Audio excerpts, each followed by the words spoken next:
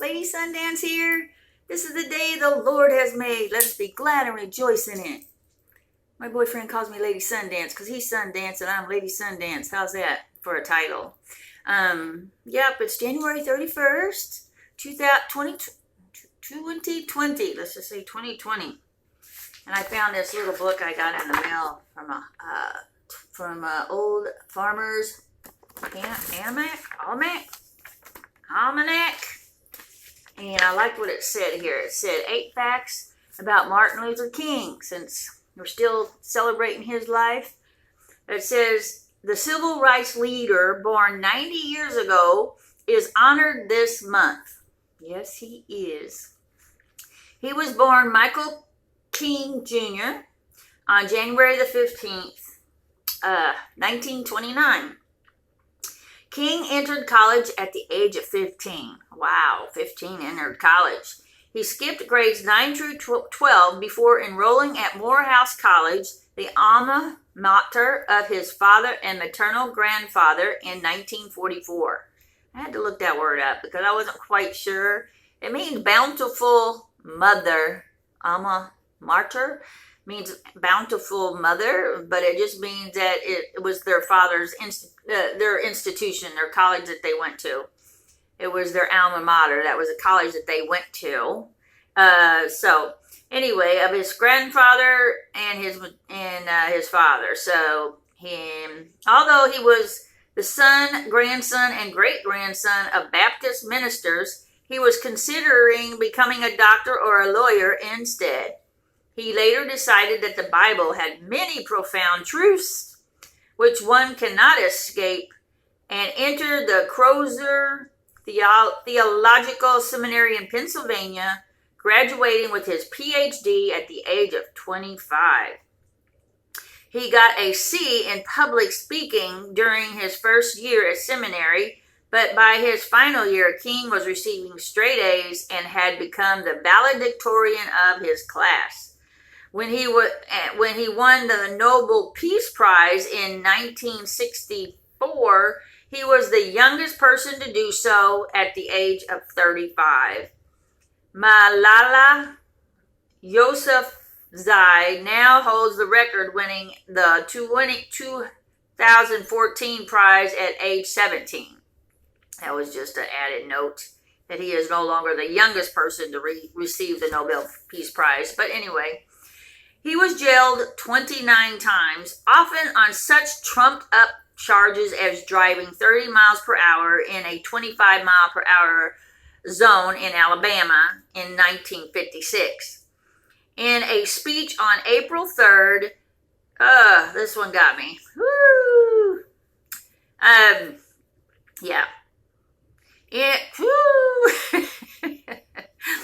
a speech on April 3rd, 1968, he told the audience, "I've seen the promised land.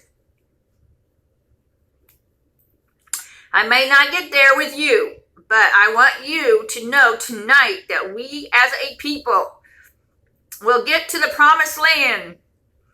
He was assassinated the next day. Okay. He is the only person born in the United States whose birthday is a federal holiday. George Washington was born before the United States came to be. In 1983, President Ronald Reagan signed a bill that named the third Monday in January as the holiday observance Martin Luther King Jr.'s birthday. All right. And then it says right here, darkness cannot drive out darkness. Only light can do that. Hate cannot drive out hate. Only love can do that. By Martin Luther King. And I thought that was wonderful. And then I found something about light in this book, which is by Wayne Dyer, Dr. Wayne Dyer. It says the light represents treating ourselves and others from a perspective of the golden rule. Let me do the right thing. In so doing, I bring light to bear on darkness. When someone feels mistreated, hurt, lost, or just plain alone in their misery, it is as if they have a black cloud hovering above their head. These kinds of feelings allow the darkness of the cloud to engulf them. In bringing light to this picture of bleakness, we can choose to treat others as we would like to be treated. Light and morality go hand in hand. The moment someone feels a sense of being treated fairly, the black cloud seems to lift. And I'll just go ahead and read the rest. It says, I recall Mother Teresa's characterization of what she did at her mission. Every day I see Jesus Christ in all of his distressing disguises. She could see the perfection in the derelict on the streets, and she would bring a kind of morality and light to the person. That alone would help to lift the veil of darkness that shrouded the homeless person. And so it is with each of us. When you can stop and think how you would like to be treated in the same situation, you are bringing morality, an ingredient of light, to bear on someone's darkness. Even having heard the golden rule all your life, you know that it is wonderful advice. I urge you to give serious consideration to this way of sending darkness out of your life and bringing light to those who feel mistreated. You can also begin to treat yourself in this way whenever you feel an absence of light in your life. If you feel hurt or betrayed because of the mistreatment of others and darkness has descended on you, ask yourself how you would prefer to have been treated. Then see that kind of light and moral treatment as descending on you from God. Forgive and forget the person you are angry toward, and know that you are in God's moral light right in this moment. In this way, you always have access to the light. Thinking how you want to be treated helps you also to extend the golden rule to others. And that's all I got to say about that. It's another thing my boyfriend says. Anyway. Yes, even at 57, you can have boyfriends. Okay, so it is what it is. All right. He's coming from Colorado in 2 weeks. I can't wait. For 2 weeks in a couple of days. So I'm happy about that. All right, so are we ready? Let us do Mother Angelica. All right, let me get my remote control. Here we go. Just follow along. Try to dance it up a little bit today. Just a little bit. Not much. Just follow along. Oh.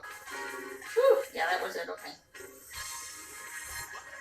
Live, brought to you from the Eternal Word Television Studios in Birmingham.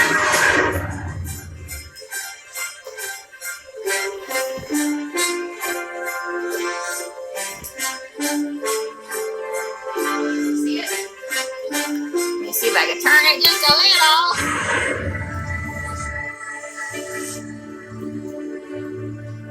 Alright, here we go. Take the glasses off. See in you the love and compassion of Jesus, the glorious work of all, to praise God in his kingdom, moved by the Spirit. One who lives in love lives in God, and God lives in him.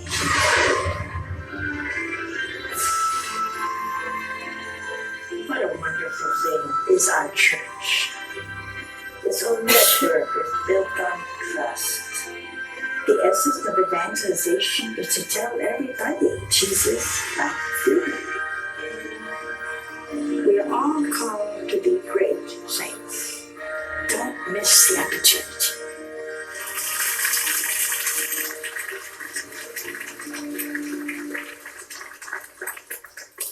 Well, hi, everybody. We got a great group here tonight. We always have. And our prayer intention, don't forget, we're praying for a ban on all embryonic stem cell research because they've had terrible, terrible results on what they've done so far. And, God knows us, and He created us in such an awesome way. You know, I was in the doctor's office not too long ago, and I saw a chart on the eye. It's amazing how the eye is formed and how complicated it is, you know. And God is so awesome in creating us that I don't know why they think He needs any help. You know? You just wonder sometime if they intend to find something and say, well, you didn't do this right. And it would be terrible to do that, see. But this is the age we live in. And I just pray our Lord kind of gives them light. A little shaking up wouldn't hurt. I think we all need a little shaking up. And that's what we want to pray for this month. All of us pray, and maybe it won't pass. Well, we're going to I just asked everybody here whether we talk about, and this wonderful young priest said God. Well, that's the best thing we could talk about is God. And God knows us. 2 Corinthians 5:11 says, God knows us for what we really are. Ooh. It's always a surprise to us when somebody tells you, why did you do that? And we object to that knowledge. Which I didn't do it. Well, I saw you do it. No, it wasn't me. We just don't go for self-knowledge. You know, if you were taking a part in a play, and I never did that, but I would imagine if you're taking a part, you would want to know who this person is, what was his personality, how did he think, in order to do the same thing. I don't think any actor can go and put himself in a part. He has to take on. Well, that's Christianity. You and I must take on Jesus. I know we're kind of far away, huh? But we shouldn't be, as St. Paul says here. I hope that your consciences, you know that God knows you. That's why you can't hide. You know, so many people do things in the dark. I mean, who are you kidding? God sees. Oh, it's just like a big television set to him. You're not hiding anything. That's like a little kid, hiding behind the door.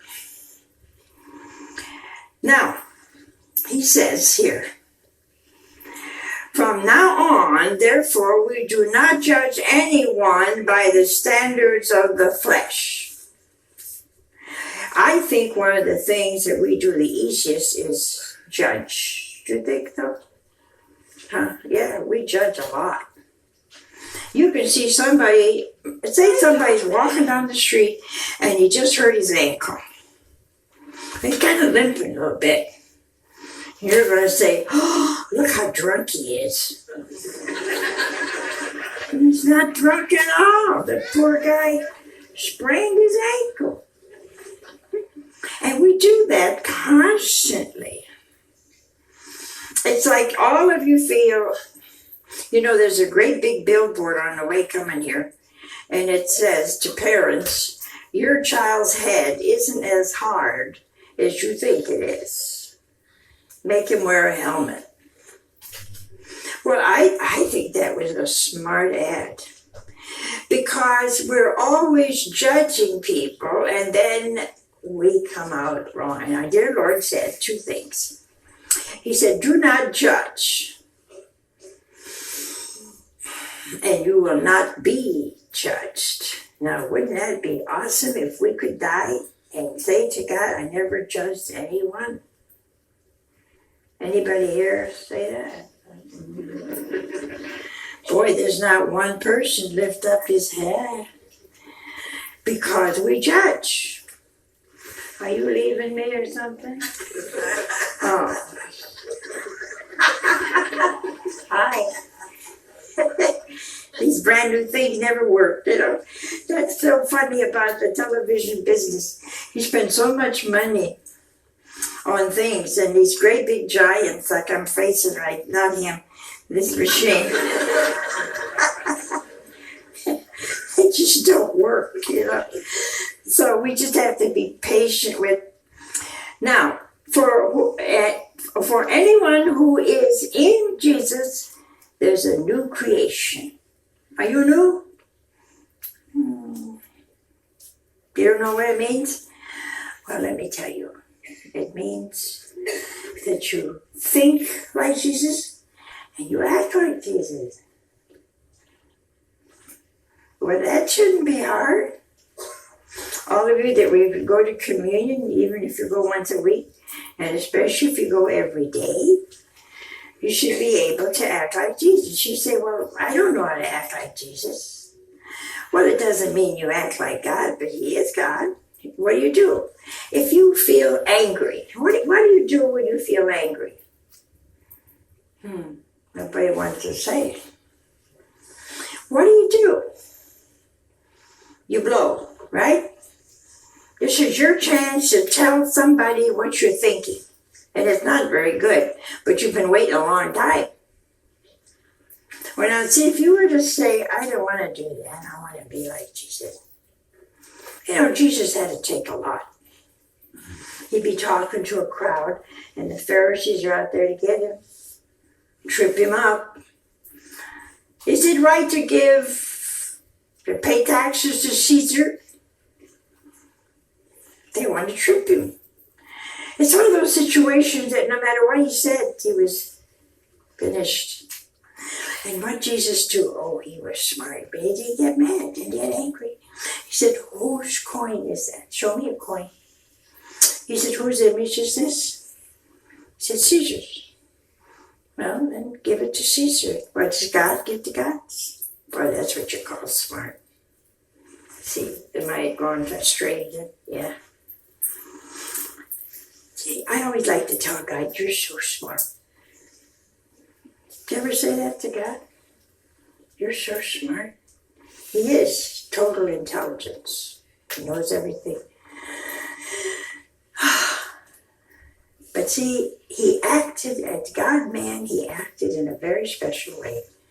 Always with love. You say, well, when he beat up those money changers, that didn't look too loving. But it was. It was. He was trying to impress upon their mind what they were doing, exchanging money in the temple. Now, if somebody did that in our temple, I'd throw them out. I hope I'd be nice. I hope I would say, would you mind moving out? I probably wouldn't. I'd say, you either move out or I'll have to push you out. I know myself. I would try to do it lovingly. But you know, our dear Lord knew that there was a time for anger. And the reason he did it, it was because they were using the Father's house to exchange money. And see, that's what St. Paul is saying here. He is saying, you have to you be a new creation. The old creation has gone. Oh, how many of us can say that? Can we say today, now some of us have been Catholic or Christian for how many years? Oh, you don't want to even tell me. But what are you saying? We're saying here that as long as we have been Christians, we haven't changed a bit. Well, we can start now. It's what you are when you die that's important. You can start being sweet. Now, I know your family may wonder what's wrong with him. Is he sick? No. Why is he so nice? Did anybody ever say that to you? Something wrong with you?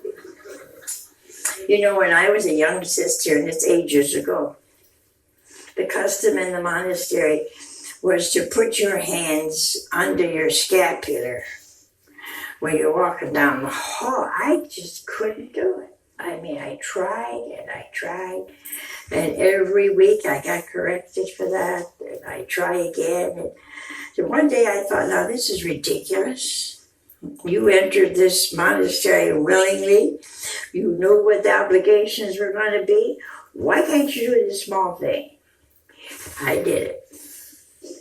I walked down those halls with my hands under my scapular. And the mother abbess called me and she said, "Are you sick?" I said, "No, Rev Mother. What's wrong with you?" I said, "I'm fine." "But you don't look fine." I said, "Well, Rev Mother, I'm fine. I don't know what else to say. Why are you keeping your hands under your scapular?" I said, "Well, you're supposed to do that, aren't you?" "Well, I've been wishing for years you did it, but somehow you don't look right." She said, "You make me nervous." And I said, "Well, what do you want me to do?" She said, "Well, just do what you always do. She said, "At least you look better." And I said, and sometimes you can't win. What am I doing here? Making you nervous, right? Okay. This floor manager here is, well, you're floor director for something. I could never figure out what to do with this. You know, it just keeps going this way like a clock. I've had thoughts, but oh well. So now you see, we're not a new creation. I always tell my sisters, there's one thing you should do in religious life, and if that's all you did, you'd be wonderful. They say, "What?" They got this secret thing, and I said, on your mirror, put "Mind your own business." They said, "That's it?" I said, "That's it. You do that, you'll be saints tomorrow."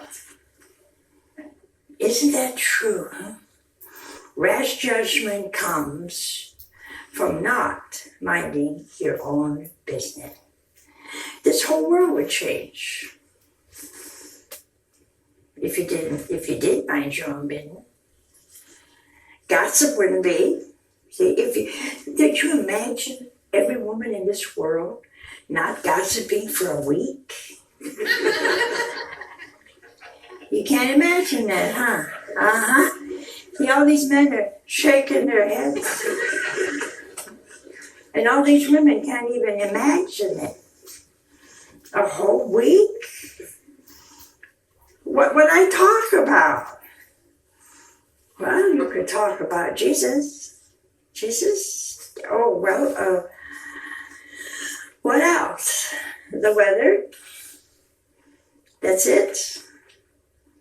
You see, we get so accustomed to imperfections. Now, I'm not talking about grievous sins now. You all know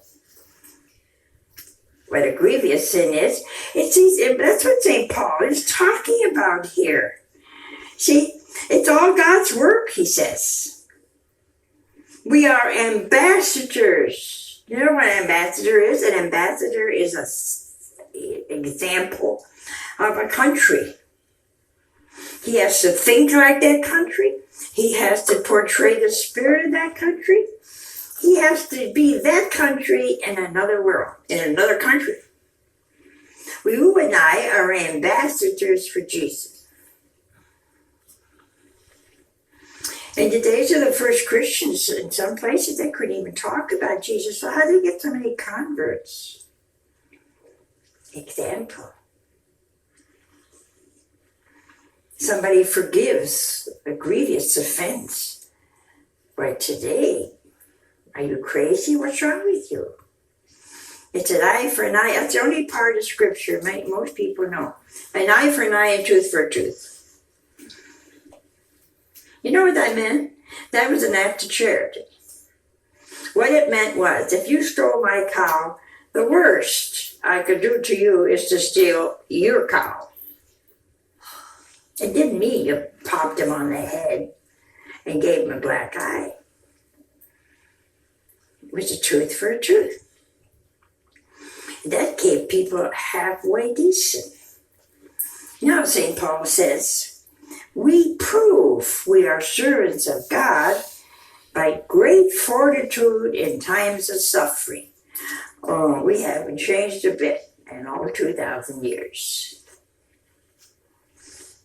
I haven't met one person who did what our Lord asked us to do, dance for joy. When people say all manner of evil against you. Anybody here ever dance for joy? You did? Oh, really? You're an unusual individual. I couldn't because I can't even dance, so I have to do something else.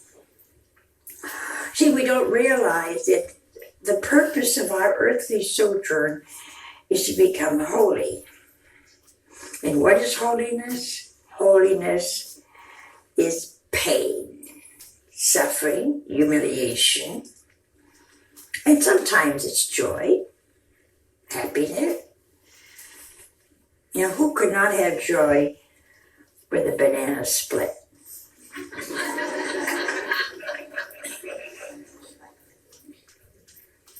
But give me spaghetti that's sour. Oh. Sour tomato sauce or sour pickles. Well, pickles are sour.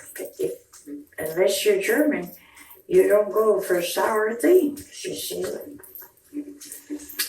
I don't happen to be German, but to me, eating a pickle is like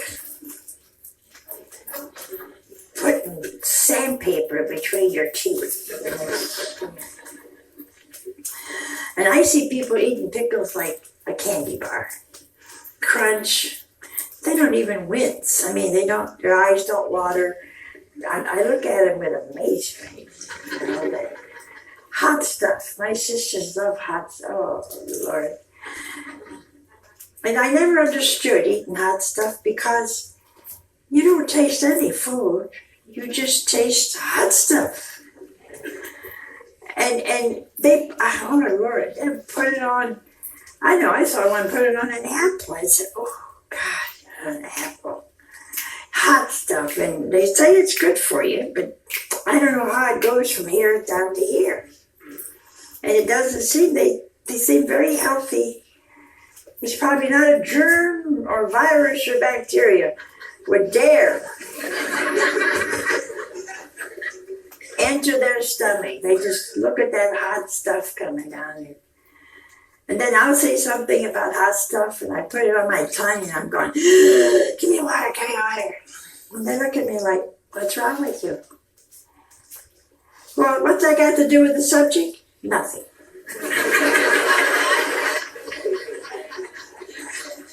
I just thought of it. Okay. So, we want to be a saint? Then you have to have fortitude in time of suffering, in time of hardship and distress. Hardship. We all have hardships. It isn't so much where you live or what you're deprived of. It's what you have to bear consistently.